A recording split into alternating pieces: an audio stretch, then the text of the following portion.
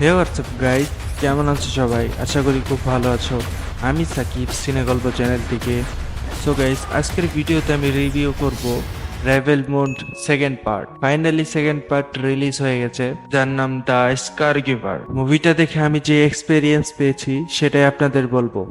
যদি আপনারা এই মুভিটা প্রথম পার্টটি দেখে থাকেন তাহলে আপনারা জানেন মুভির শেষ সিনে আমরা দেখতে পাই কারো এবং তার টিম তার একটি ভয়াবহ ফাইট করতে থাকে। সেখানে তারা ভাবে অনেক বড় কোনো বিপদ আসতেছিল তাদের প্ল্যানেটে, ওটাকে তারা প্রায় শেষ করে দিয়েছিল।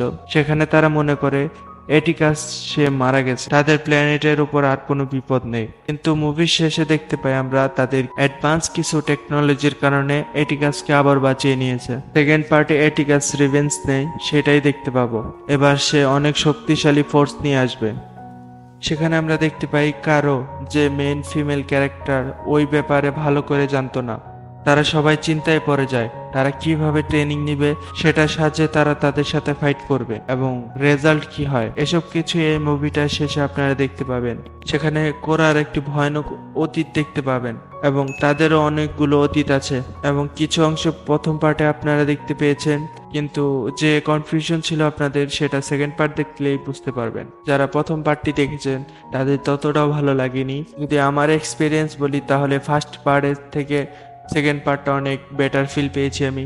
সেকেন্ড পার্টে জ্যাক রাইডারের লাইক সিনেমাটিক ভিউ ভরপুর দেখতে পাবেন, স্লোমো শট, সাথে সাথে ডার্ক প্যালেটের তারা যে কালার গ্রেডিং ইউজ করেছে সেটা দেখতে পাবেন। সেটা দেখতে আপনারা লাইক ডিফারেন্ট একটা ফিল পাবেন। এগুলো পার্সোনালি আমার অনেক ভালো লেগেছে। ভিএফএক্স হাইলাইট একটি পয়েন্ট করেছে তারা। যেসব কালার ওয়েপেন গুলো আমরা দেখতে পাই ওইগুলো কিছুটা ইউনিক। এই মুভিটার ব্যাপারে যদি আমি বলি তাহলে আপনারা যদি জ্যাক স্নাইডার স্যারের মুভির ফ্যান হয়ে থাকেন তাহলে আপনাদেরও অনেক ভালো লাগবে। অ্যাকশন এবং সায়েন্স ফিকশন সবকিছুই এই মুভিটাতে ভরপুর আছে। আমার হিসেবে অনেক ভালোভাবে উপস্থাপন করা হয়েছে এবং অ্যাক্টরদের পারফরমেন্স অনেক ভালো ছিল। তার সাথে সাথে যদি ডাবিং এর কথা বলি তাহলে ডাবিং এর কোয়ালিটি অনেক ভালো পাবেন আপনারা।